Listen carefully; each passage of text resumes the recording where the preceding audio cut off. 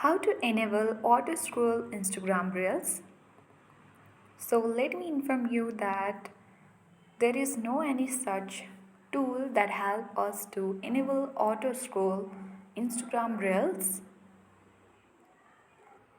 Instagram only gives you the feature to auto scroll the Instagram Reels manually. But if you wish to enable the auto scroll Instagram Reels, then there is one step to do, but it might not work every time. So that is, go to profile at the bottom right corner, and once you're on this profile feed, tap on three line icon at top right corner. Now on this section you have to scroll, and under your app and media, open data users and media quality. Here you can see the option of data saver. So when data saver is turned on, videos won't load in advance to help you use less data.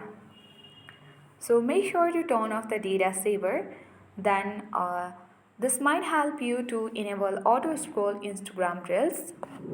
So that's it.